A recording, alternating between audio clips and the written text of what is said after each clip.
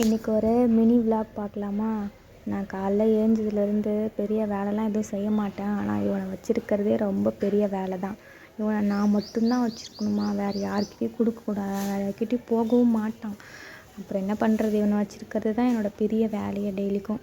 அப்புறம் சரி எங்கள் அப்பா அம்மா வரேன்னு சொல்லியிருந்தாங்கன்ட்டு நாமளே சமைக்கலான்னு சொல்லிட்டு, அதுவும் இவனை வச்சுக்கிட்டே தான், கீழெலாம் இறங்க மாட்டார் சார். சைக்கிளில் உட்கார வச்சாலும் உட்கார மாட்டார். அப்புறம் அவனை வச்சுக்கிட்டே செஞ்சுட்டு அதுக்கப்புறம் செஞ்சு முடிச்சுட்டு அப்புறம் இவனுக்கு சாப்பாடு ஊட்டணும்ல, இவனுக்கும் சாப்பாடெலாம் ஊட்டி முடிச்சாச்சு. அப்புறம் அவங்களும் வந்துட்டாங்க. என் அப்பா அம்மா அப்புறம் கூட ஒரு தாத்தாவை கூட்டிகிட்டு வந்துருக்காங்க.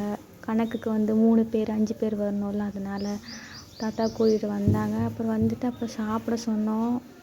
அப்புறம் அந்த தட்டில் எல்லாம் பூ பழம் எல்லாம் வச்சுட்டு அப்புறம் கொடுத்துட்டு அப்புறம் தான் சாப்பிட்டு அப்புறம் கிளம்பிட்டாங்க. நான் போகலாம் மாட்டேன், நான் இங்கே தான் இருப்பேன். சும்மா ஒரு முறைக்காக வந்து வைக்கிறாங்க. உங்கள் ஊரில் உங்கள் வீட்டில் எப்படி நடக்குங்கிறத கமெண்ட்டில் சொல்லுங்கள்.